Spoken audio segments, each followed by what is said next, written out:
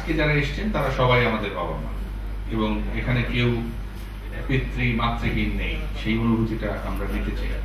আজকে নিজের বাবা মাকে নিজে কফি না দিয়ে অন্যদের সুযোগ দাও, অর্থাৎ চেষ্টা করো তুমি যাকে কোনোদিন দেখো নাই বা যার সাথে তোমার পরিচয় নাই, অথচ তার বা তাদের সন্তানের সাথে দিনরাত থাকো, একসাথে চলো।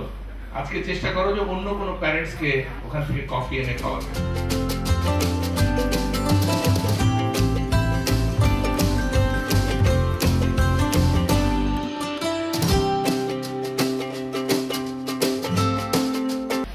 আপনাদের দোয়ায় আমি খুব ভালো আছি।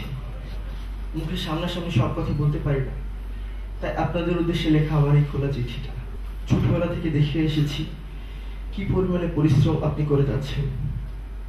আব্বু মাঝে মাঝে বাড়িতে না থাকা সত্ত্বেও সংসারের সকল কাজ আপনি করে যাচ্ছেন। আব্বু, সেই ছোটবেলায় আপনার কষ্টটা বুঝিনি। আপনি আপনার দুঃখের কষ্টের কথাগুলো বলেছেন, আর আমি শুধুমাত্র শোনার ভান করে বসে থেকেছি। কিন্তু এখন বুঝতে পারি আপনার রোদে পোড়ার, বৃষ্টিতে ভেজার কত কষ্ট। তোমাদের জন্য প্রার্থনা একজন পিতা হিসাবে, একজন অভিভাবক হিসাবে, যাতে তোমরা তোমাদের নিজেদেরকে শুধু না, এ দেশটাকে আগামী দিনে বিশ্ব দরবারে মাথা উঁচু করে দাঁড়াইতে পারো। একজন পিতা হিসাবে তোমাদের কাছে আমার এই প্রার্থনা। তোমরা যত বড়ই হও, বাবা মার কাছে এরকম সুন্দর একটা তুলতুলে নরমের মতো, শিশু সন্তানের মতো আজীবনই আদরের ও স্নেহ থাকবে। ড্যাফোডিলসের কর্তৃপক্ষ যে এই আয়োজনটা করেছে এবং এই যে সব অভিভাবকরা আমরা এই মিলন মেলায় সমবেত হতে পেরেছি, তবে আমার মনে হয় যে এখানে সবার এই যে পরিচিতিটা হচ্ছে, এটার ফলে আমাদের একটা ইন্টারাকশন মানে হচ্ছে আর কি। এই জন্য আমি খুব খুশি। সব শেষে আমার মেয়ে কিংবা আমার এই ড্যাফোডিলসে পড়ে যত সন্তান, তাদের সবার মঙ্গল সাধিত হোক। পাওয়ার অফ গিভিং, অর্থাৎ দেয়ার আনন্দ যে পায় তার জীবনে কোনোদিন কষ্ট হবে না। মানুষ কিন্তু সবচেয়ে বেশি দুঃখ ভোগ করে, কষ্ট ভোগ করে যখন না পাওয়ার বেদনা তাকে স্পর্শ করে।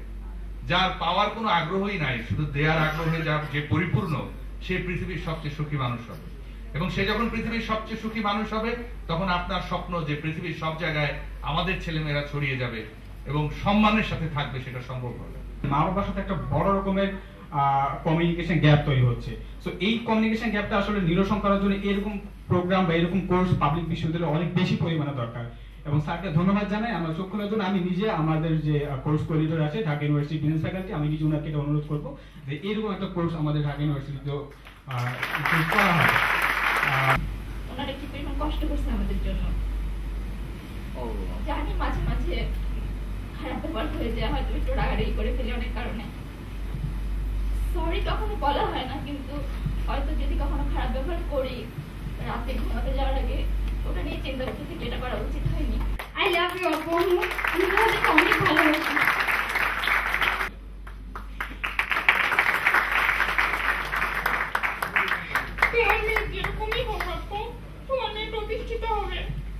আমাদের তো চাহিদা শেষ নেই।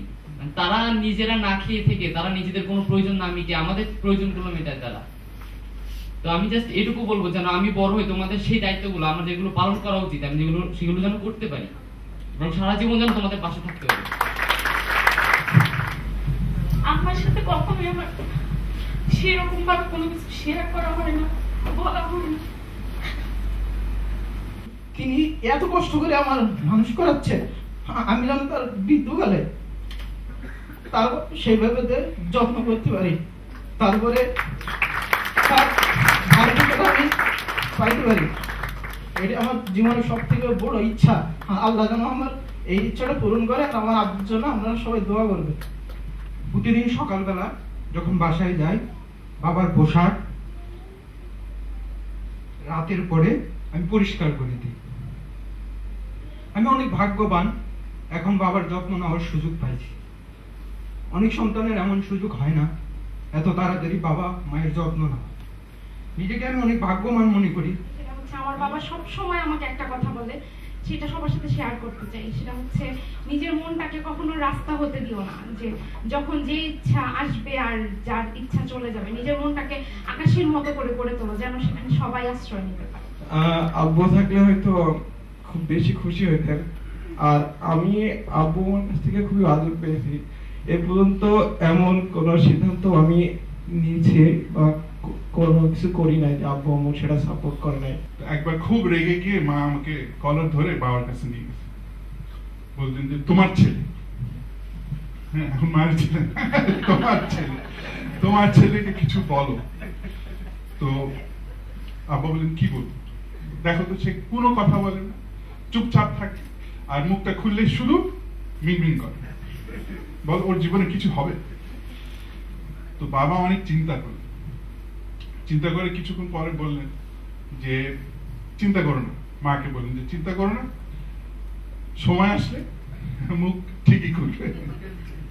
তো তারপরে ওই পয়েন্ট আমি তখন বুঝতে পারিনি, কিন্তু আস্তে আস্তে ভিতরে মনে হলো যে আমার কেউ বিশ্বাস করে যে আমি পারবো। হ্যাঁ, এটা খুব ইম্পর্টেন্ট যে নিজের ছেলে মেয়েকে এই বিশ্বাসটা দেওয়া, কারণ এই বিশ্বাসটা কিন্তু মা বাবা দিতে পারবে যে তুমি পারবে।